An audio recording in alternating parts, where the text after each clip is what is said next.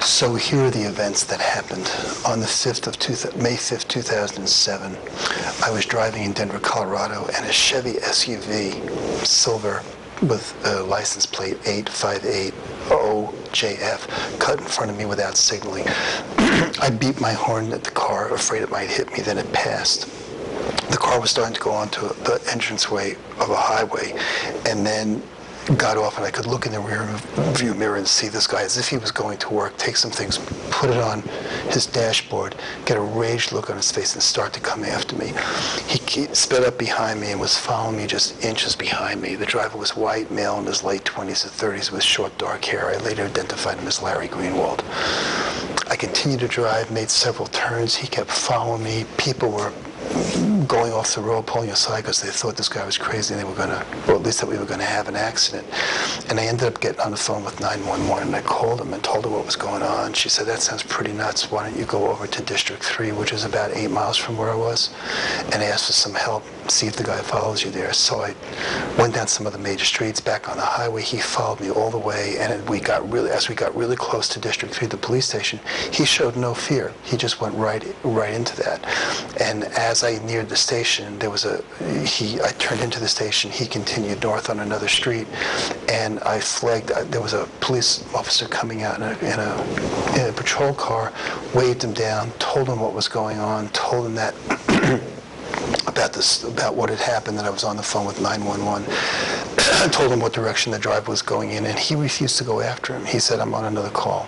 And just at that moment, Greenwald had turned around and passed right by in front of us on a street perpendicular to where we were. The police officer was standing right in that direction looking at him, and I said, there he is, and the police officer wouldn't go after him. So I ended up leaving the police station without going inside and filing a complaint. I wanted to get away from it before the guy came back. I hoped that would be the end of it, but something in my gut told me this guy was the kind of guy that was just going to show me that I couldn't get away from him.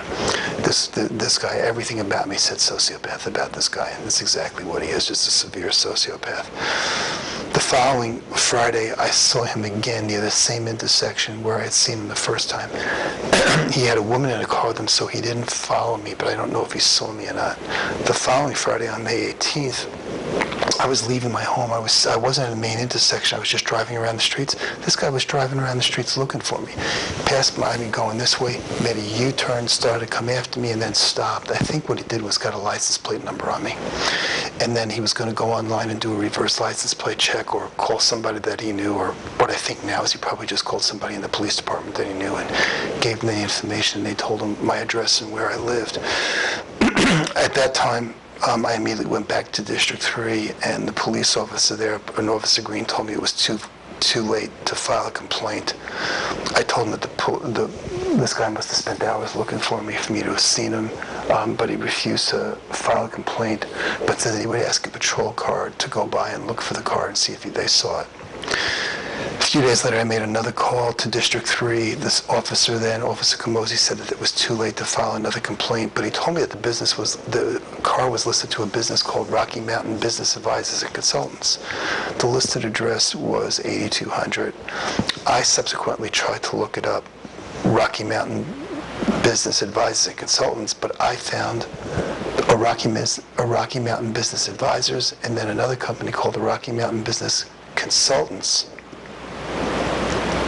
that both had the same phone number, but they were at a different address. The following Saturday, on the 26th, I was leaving my home and saw a small silver gray two-door coupe with completely blacked out windows. I drove up to the end of my cul-de-sac. You have to make a right or a left. This guy is driving down in this gray silver coupe with completely blacked out windows and no visible license plate. Remember that refrain, you're going to hear it a lot. And as it saw me, it stopped, pulled over to the side of the road, and there was a green construction garbage dumpster there that he pulled behind. I made a left going in the same direction he did. He was going, but he stayed parked. Went up to a stop sign, made a right, went out of his vision, and made a U-turn around to see if he would pick up again. And sure enough, he had pulled back out onto the road, drove back up, and continued to drive. I drove back to go back up after him, and when I got behind him, he took off in a residential neighborhood at about 70 miles an hour, and I just backed off. I was extremely concerned and went back to District 3 and spoke with the shift leader, Sergeant Jones, and meeting Sergeant Jones was a true curse. He told me that it wasn't too late, that I could file a report, but he was concerned that it was belonged to a business and that identifying the driver would be difficult. I said, I can identify that driver. I'll never forget his face. So he said he would hand the case over to his assault team down on Cherry Creek Street, their main office. On the 31st, like 5 days later or so, I left my place of work, and my place of work, I was at my place of work, and there was a car outside the street, outside of one of the classrooms, again, completely blacked out windows, no visible plates, and it was a Chevy Malibu. From what I could discern, I never saw the car, but it didn't sound like the exact same car that I had seen at my house a few days earlier. The staff were concerned, finally went out and stared at it, and it got up and left. They called we called the police and told the police about what had happened. They said they keep an eye out around my place of work to see if they could find it. I left a message for Sergeant Jones asking him to give me an update, but never heard back from him. On the 2nd, I stopped by District 3, and this time spoke to a Sergeant Dave Bingham. Bingham spoke with Sergeant Jones, who was out on patrol, and Jones had said that he had sent the information about my case to the assault team. Bingham was concerned that I hadn't heard back from the assault team and said, listen, this was a Saturday. On Monday, why don't you call and find out who the guy is on your case, the detective on your case, and see what they're doing. And if they're not making the progress you feel that they should need, call a supervisor, ask for a supervisor. You know, it was nice that he cared, giving me that advice, but the Denver police, I learned now, are not a group of people that you ever go above their heads and ask to speak with their supervisor. And after seeing the silver gray coupe near my home on the 26th, I was convinced this guy had my street address and that I didn't feel safe staying at my home. So on the 29th, I started staying at a hotel. On June 2nd, I called my neighbor to ask him to get my mail. He told me that earlier in the day, this was probably around the same time that I was talking to Sergeant Bingham, he said some guys drove up in what he thought was like a truck that had installed sprinkler systems. He said it had that kind of equipment in the back. Got out, knocked on my door. I wasn't there, got back in and left, and they didn't stop at any other door on my street, any other house on my street, so they weren't trying to sell stuff, and I didn't have anybody that took care of my sprinkler systems. Again, I really felt that if he had my license plate number, he could have found out my address, and he was probably just trying to verify that it was me in there before he decided he wanted me or one of his criminal buddies to do harm to me or do harm to my property. The way he had all these people doing his bidding, I started to get the feeling that he was some sort of a gang leader at that time. On June 4th, I went down to the police station, central office on Cherry Creek Street, and filed a report with a detective, Medina. He assured me that they would make contact with this guy. Later that day, Sergeant Bingham called me back to see what was going on, and he advised me to make sure that the detective on the case found out about this business and what the business was. On the 5th, I received a message from Detective Dale, who was assigned to my case. He said he would be talking to the DA to see if they could press charges. He said that he or someone else would make contact with this person.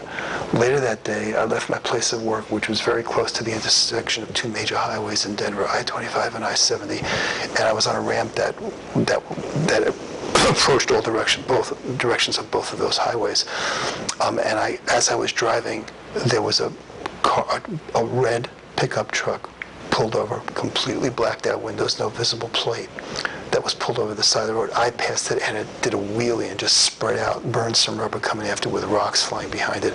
I went left to go on I-25 southbound. It passed me and went straight to go on I-70 westbound.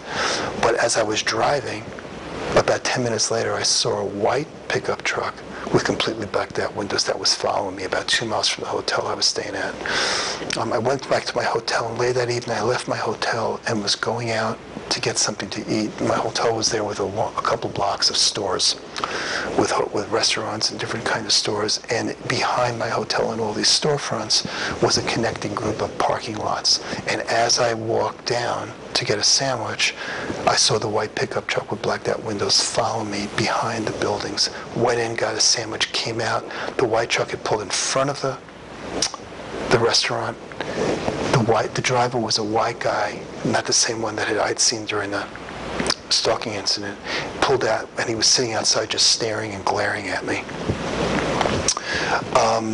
On the 6th, I talked to Detective Dale again. He said he had gone to the listed address of the business the Chevy was registered to, Rocky Mountain Business Advisors and Consultants.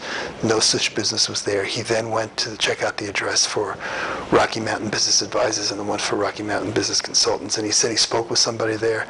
The person who owned the place said that he had no such car in his business, and Detective Dale took him at his word. Didn't ask him about what the business was, didn't ask him about any of those things. And the fact that he wasn't more curious was really confusing to me. So,